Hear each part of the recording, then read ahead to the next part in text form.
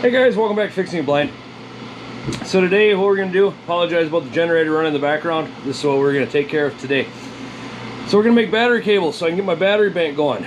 First thing we want to do, for my batteries, I'm doing 48 volts. These are 8-volt batteries. They're lead acid. I will be hopefully upgrading to lithium in the future, but right now we're doing lead acid. So we have 8-volt batteries, like I said. We got to put them in what is that, series of 6 batteries, and that'll give us 48 volts. Now what I need for battery cables, I have 6 gauge, and I'm cutting them into 1 foot lengths. Okay, and then I'm going to strip this back with a razor blade, and we are going to crimp lugs on. I am waiting for the heat shrink, the battery cable kind of heat shrink that has glue in it, to come still. So I'll put those on after, but I need to get this inverter going today. So today we're just putting one of the battery banks in. I have 3 sets of battery, or 3. All right, so then what we're gonna do is we're gonna take our razor blade, figure out how much we need to strip back here. So we're gonna go right about here. A little bit extra is fine, but you don't want a lot extra. What I do is I just push on the knife and I roll the wire, and you can feel once it starts hitting the copper, and obviously you don't want to cut into the copper. And then I'll take it and I'll slice it this way,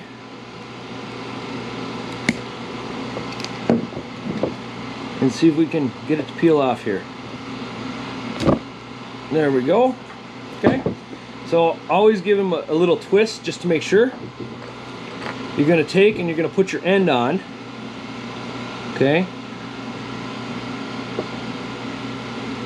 Get it down there as far as you can. Now you can solder these or you can crimp them. I'm going to crimp them. So you put it in your crimping tool.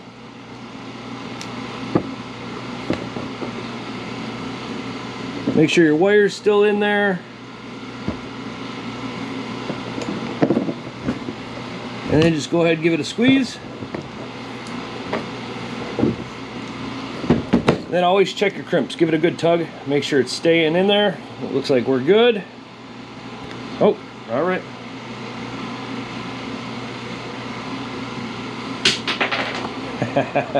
That was a failed crimp. All right, so let's try that again. I think I had it on the wrong size for the crimp. So let's go ahead, try this again.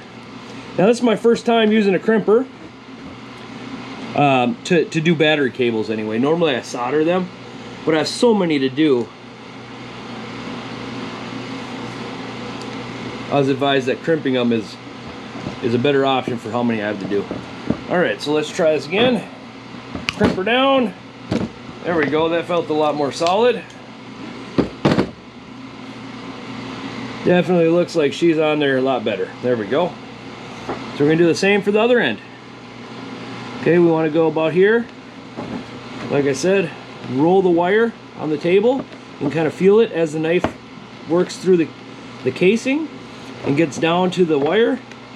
You'll kind of feel like I guess the best way to describe it is like a crunchy feeling. And then I just use my side cutters, go right on that where I cut, just to pull it off. And then again, give it a twist.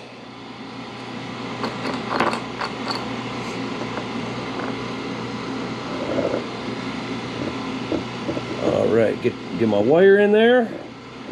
Now I want these wires, see, I want both ends to be on the same plane. Okay, you see how they're like that? I don't want it like this. You know, add an extra stress on the wire. I mean, you'll probably be fine, but that's just not what I want to do.